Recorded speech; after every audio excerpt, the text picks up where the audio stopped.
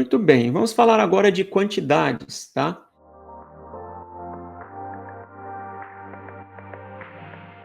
É o gráfico de barras. Eu acabei de explicar o gráfico de barras para vocês.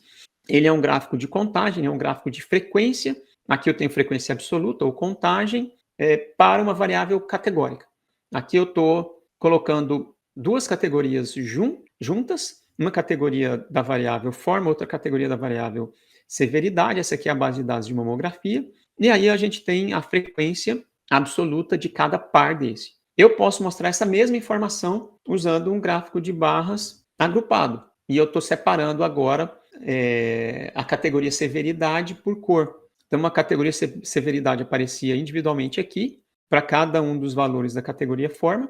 Aqui eu estou mostrando os valores da categoria forma e separando a severidade por cor e agrupando as barras para cada valor possível da variável forma. Então, diferentes maneiras de mostrar a mesma informação, usando a mesma ferramenta que é um gráfico de barras, mas aqui barras simples, aqui barras agrupadas.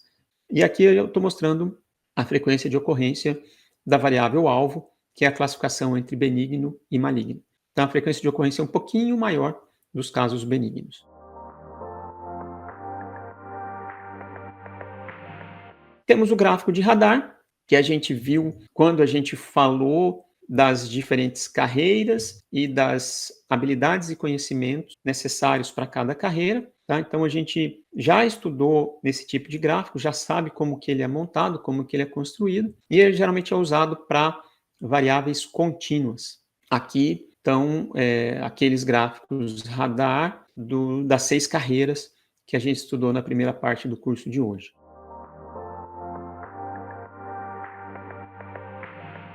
Vamos ver o gráfico de proporção, e aqui é um tipo de gráfico em que cada parte dele indica uma fatia de um todo.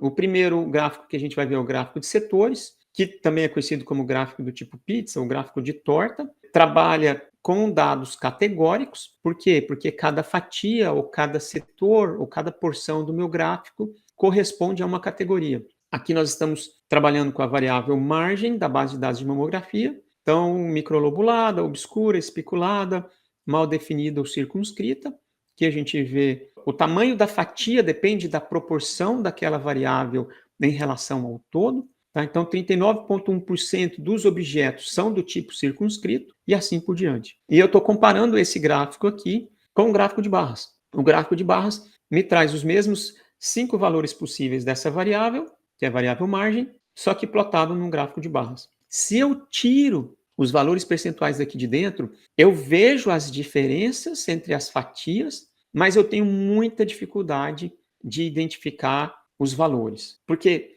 visualmente, de maneira geral, o cérebro humano ele tem dificuldade de fazer cálculos de proporção em uma estrutura circular como essa. Tá? Então, o gráfico de barras ele acaba sendo mais fácil porque ele mostra a escala explicitamente, a gente pode ir construindo as linhas aqui, chegando nos valores aproximados. Eu recomendo que sempre, ou na maioria das vezes que vocês utilizarem um gráfico de setores, vocês incluam os valores percentuais nesses gráficos para facilitar a leitura e interpretação dos resultados, que é o nosso objetivo. Tudo o que a gente está falando aqui hoje é formação básica de um analista de dados. Então, se você quer atuar como um analista de dados, esse tipo de dica é importante você saber. Tá? Como que eu vou construir uma visualização que vai ser facilmente interpretada pelo meu público-alvo? Seja minha liderança, seja meu cliente, seja meus alunos, seja quem for. Aqui nós temos um caso que é aquela base de dados de incêndios florestais, em que as proporções são muito parecidas. Tá? Então, a gente está falando aqui dos dias da semana, estão disponíveis lá na base de dados.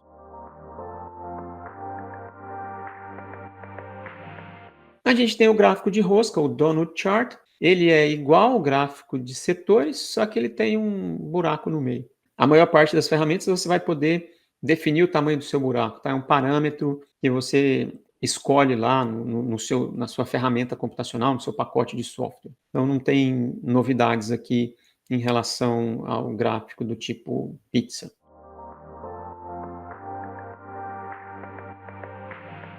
Nós temos o mapa de árvore, ou tree map. Ele é bastante interessante também, porque ele é um gráfico de setores, está aqui, só que o Tree Map ele traz um elemento adicional para o gráfico de setores, que é a possibilidade de você criar ou trabalhar com hierarquias. Você tem subconjuntos de dados que aparecem dentro do Tree Map, mas não aparecem dentro aqui de um gráfico de pizza. Ele é retangular, na maioria das vezes, e as suas fatias são retangulares também, tá? Retangulares ou quadradas. Aqui a gente não vê hierarquia nenhuma. Aqui a gente está plotando para a base de dados de incêndios florestais, a gente também não vê hierarquia nenhuma. Mas aqui, para a base de dados do Gapminder, a gente está mostrando a variável Produto Interno Bruto por país e por continente. A gente só está mostrando aqueles casos dos países que são responsáveis por mais de 5% do Produto Interno Bruto do continente. E aí está separado, aqui a gente já vê a hierarquia, tá? Está separado por América do Sul, América do Norte, Ásia, Europa, África e Oceania. Aí eu estou plotando aqui o nome do país, dentro de cada fatia ou cada retângulo, e o percentual do GDP ao qual esse país é responsável dentro daquele continente. Então esse é o Tree Map.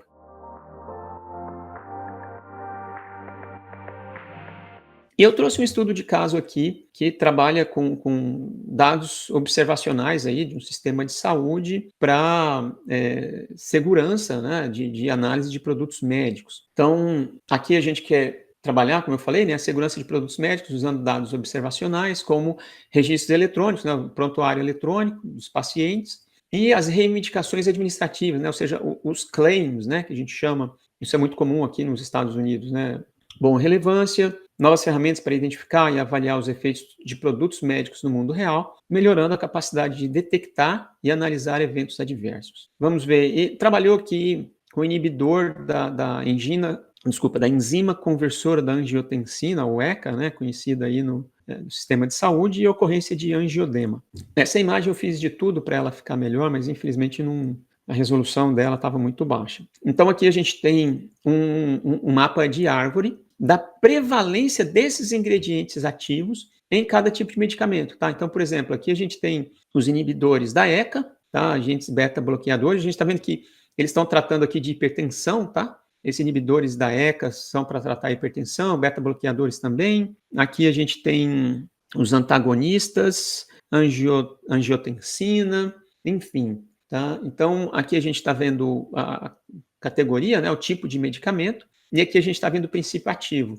E o tamanho indica a prevalência desse princípio ativo nessa categoria de medicamento, e a cor indica o quão diferente eles estão em relação a uma base de dados padrão, tá? Então, por exemplo, aqui está 0,8 a 1,25, significa que esse lisinopril, ele está muito próximo ali do padrão. Lembrando que essa aqui é uma base de dados específica que está sendo analisada, mas em alguns casos, por exemplo, o caso desse aqui, acho que é losartan, que está escrito aqui, aparece com uma prevalência muito maior esse tipo de princípio ativo na base de dados que eles estão estudando. Eles estão usando o Tree Map aqui, o mapa de árvore, para poder entender o princípio ativo de cada categoria de medicamento desses dentro da população de estudo deles em comparação com uma população de referência, tá? Com uma base de referência. Então, é isso que eles estão mostrando aqui para nós. E aqui, agora eles já estão olhando as condições médicas, tá?